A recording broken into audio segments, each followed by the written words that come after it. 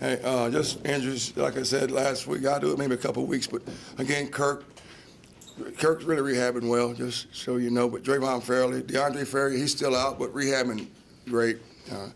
Terrell out still. Dante questionable right now. We hope to get him, see how he's reacting by tomorrow. But Dante Levinson and Trey Robinson still out. Saturday, first game is always exciting. And like you asked last week, you're nervous. Yeah, you get butterflies more than anything, but it's exciting. It's always a chance to see your team has opportunity to grow under live action. You've been practicing and even going against one another, but it's an opportunity to see, to work on things we have practiced on in live situations. This year is the first time to see a lot of new faces who replace some really special players. I predict to be in the Hall of Fame here pretty soon, that they had to replace them. Staff replacement. You saw a staff in this first action, live action. So it was a neat deal, more than probably anyone thinks about a lot in the first game, and it's a live execution and to get it done. And it's a big difference in practice and playing the game. So excited. There's also opportunity for our team and even some of the coaches, especially like Coach Brad Davis, to see what we talked about with Pirate Nation and the energy that we have. And it's a powerful Pirate Nation that we have here. And even me, I'm always impressed with the impact that our fans make. From the game, I thought offensively, we managed the ball well. I thought with no turnovers. I thought that's big in the first game. I thought up front, our offensive line did a great job of giving us really good, powerful point at the point of contact and open up lanes for our runners. I thought our runners did a good job of being their own blocker at times. Running behind their pads, and it's 95 yards after contact is a really good number. And how you judge that is 30 to 35% of your total yardage after contact is good. This with 95, with our total 45%, that's really big. So that tells you that when you get to the first level and the back's able to again be their own blocker and get extra yardage, whether it's by a juke or a movement or by again, breaking tackles. Didn't turn the ball over. That was big for us. What we need to improve on is, and we talked about it, perimeter blocking, even though it was good when you see the long runs. That's due to those four guys who don't have the ball in their hands. I thought that they did a great job, but we know we can do better. We have to do better there, but they did a great job. And we talked about offensively working on finishing plays. Defense ran to the ball extremely well. They tackled well for a first game. We had 2 turnovers, and we stopped them 3 times on 4th down, which in my mind, that's 5 turnovers. Whenever you stop the offense and turn it back over to the opposing offense. So I was proud of that. I thought they kept fighting. That was a team, and I mentioned it 2 weeks in a row. Rob does a great job. I've known Rob quite a bit. I think Rob played there as well. His dad's a coach, coached him, and he's got some really good kids. They did a good job offensively up front, well-coached team. Defensively, execution were the things we know we got to work on, and more not just execution, but consecutive and consistent execution of defense, and getting off the field on 3rd down, which we've been very good at. Our 3rd and long percentages were right on time, 80+% on 3rd and long. There's other 3rd down situations that we count, 3rd and short, which are very tough, and 3rd and medium. We want to improve on those parts. And stop having our 1st down situations on defense, getting those where we want them. We want to be 3 or less on 1st downs, and that's something we took from the game. Special teams, I thought our kickoff coverage was very good. 3 times, and we got them inside the 20, down in the 20. I thought our freshman, we call him 91. We'll call his name here pretty soon, but he's good, fresh, good kid. Gave us good field position, pretty good hang time for his first game, and got his first touchback. I think he could be a special guy. And then Worth continued what he did last year. Worth 47.3 yards a punt, and had a 1 of 71. Need to improve making a field goal situation. Got to get that down. It's another thing we're working on, and we got to get our return games to be a weapon for us to help us get some get great offensive field position. Overall, I like the intensity of our team. I thought that was big. I thought winning the game was big. Asked some guys that didn't win those games, some Power 5 teams that didn't win those games. So yeah, I was very proud of that. From my point is penalties. And we've addressed that, and we'll continue to address that. And the team saw it in hand. So on to the next one. Last night was good job last night. Kids getting back, watching the film, getting out on the field again and preparing our initial preparation for Florida. And today is, like y'all always know, this is a staff day, work day, and then we'll continue to get ready each day, knowing we're going to play a very talented football team in University of Florida, a lot of tradition. Mac's good football coach. I've known Mac a long time, and he's got a great staff. Randy Shannon, all those guys on that staff, good ball coaches. And then you're playing in the swamp, very great experience for us, and looking forward to preparing. And knowing we're facing a really good, facing a really talented football team. Personnel-wise, yeah, some kind of familiar with them from the bowl game, but new staff, so there'll be new schematics, new thought process, offense, all three sides of the ball, offensively, defensively, and special teams, that we'll have to be up to speed and get our game plan in. And as all games, you're ready to make adjustments. Make adjustments with them. Questions? Coach, what was the biggest difference when you looked at Florida tape from this year's team to last year's team? I thought that DJ did a good job defensively last year with him, but you see Mac's influence, just first game, for him, first game for them. But you see defensively, you see where they're sound and, still playing some man coverage, but have some really good pass rushers and guys up front. You get 4 on offense. You see where Mac's playing two quarterbacks with Treon and then Will Greer, who we know. And then, of course, they got a lot of speed, always athleticism, but well-coached team. Mac's a ball coach. How difficult is it to prepare for the two quarterbacks? Not. Yeah. I think Treon's mobile. Will's mobile as well. We like Will out of high school. We offered Will, so he's a good player.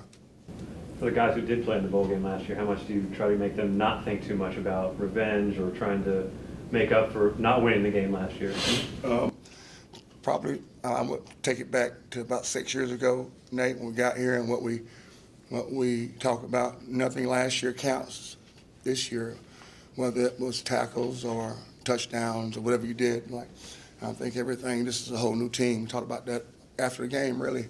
This is a new team. Of course, the guys that play in the game, they'll know, but what we try to do is focus on making sure we stay dedicated to our team concept, never lose that, Nate, and make sure we continue to embrace our roles. That's one thing we talked about during the game, after the game, is doing our job well, embracing your role well. We talked to them about that, and then doing things that help the team. And we know we have a great opponent coming up on Saturday, but we got to back it on up and make sure we have a great day and keep our vision focused and dedicated to the vision focus of day-to-day, play-by-play, grind it. So that's how we approached it. Those guys have a lot of pride about them, even the guys that played last year, the old guys. So they'll approach it like we've taught them, to attack it day by day.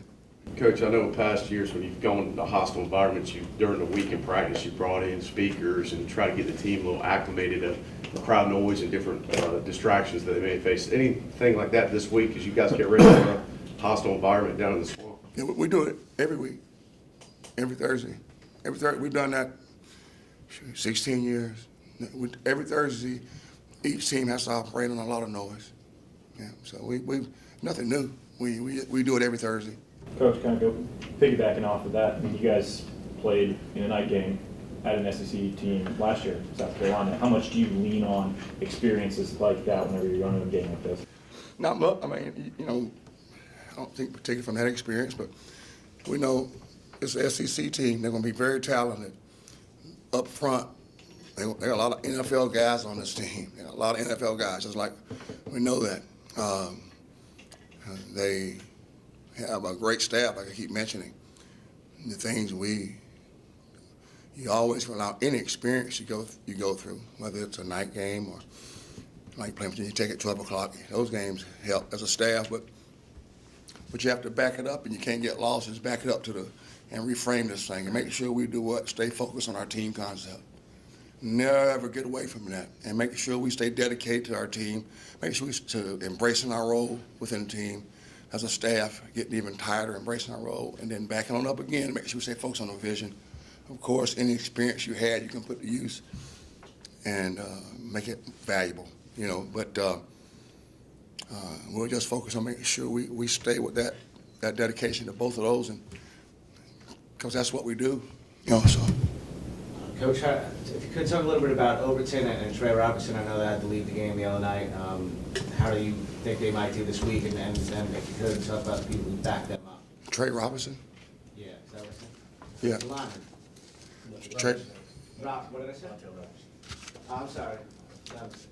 Dante should be back. We expect him back in a day or so, and then Monteith, he'll be back. He's he's not on the list, so I expect Monteith to be ready to go. Dante too.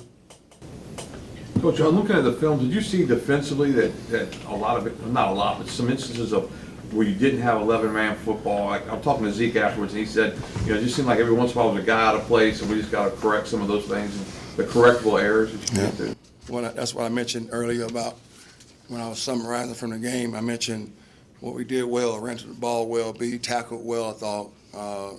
Great intensity, got 3 out of 4 fourth down stoppage, kept fighting. But when I mentioned execution, I put consistent. Remember I said this word, consistent and consecutive execution.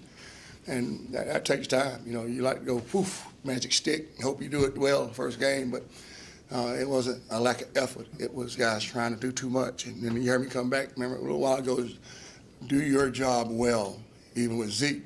Zeke, do your job well. And Zeke used to play with Brandon, who they were like peas and carrots. They knew where each other was. And they would be. So Zeke's also got to settle down. But whatever, we can fix whatever it was, And then you got to give Townsend credit.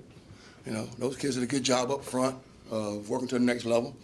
And the running back was like a ball of butcher knives rolling at you. He was about that tall, about 230, and tough as nails. So anyway, I was pleased, and just like Zeke knows, Rick Smith, John Wiley, those guys have played great defense here last 3 years, and that will continue. I was proud of that staff and proud of our kids, where they responded. We'll be all right. Coach, you guys obviously utilized the quick passes for him in his first start. Was that more of what Towson was giving you guys, or more to get Blake, more confidence early in the game? The offense is designed to take what they give you, and Blake did a good job. As I thought, for a first game, we talked about any game, but especially first games, give them what they can handle, not too much. And Blake's smart and been around it, and he's played this offense. Blake, when he left high school, he went to junior college to be in a spread offense.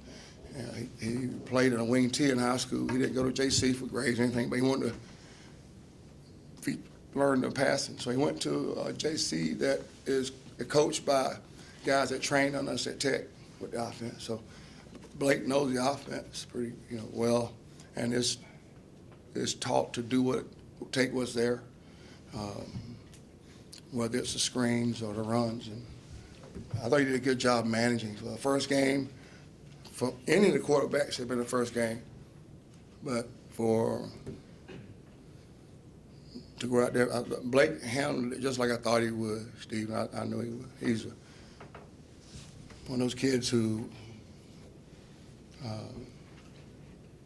growing up, no silver spoon or golden spoon. Had to scrap and work for everything he's got, and the kids love him.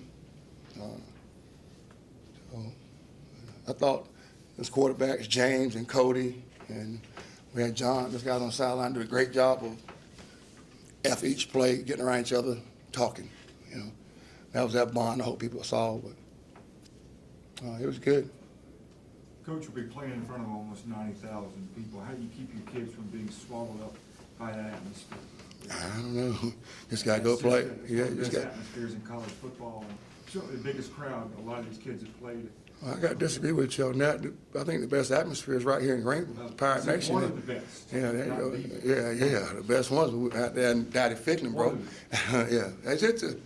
We played in hostile environments here, you know. Yeah, you played at, you know, South Carolina, like was mentioned earlier, and then you Tech last year. That's a pretty rowdy crowd. We played some tough stadiums. Central Florida, those guys. There's a lot of stadiums, so we know what the swamp is about. But what you have to do and what we do is how we do it here is that's uncontrollable. I can't tell them not to sell tickets or nothing.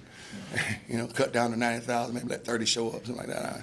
So what I can't control, though, we control is make sure we practice well, stay focused well. And this, you know, like I mentioned earlier, what I talked to them about was the things we did well, continue to improve on those. What we have to work on and fix, let's fix those this week. Get that gap closer. And our total focus will be on that. The stadium and emotion in the stadium, you know, that's going to be there. But what we really back up, want to do this, back up and focus on what we control. And that's how we prepare. I'm looking forward to the preparation this week. I'm excited to see us improve. The biggest improvement comes from game 1 to game 2. It's always that way. There's nothing new, not anything I invented, but just how it happens. So let's make sure we do that.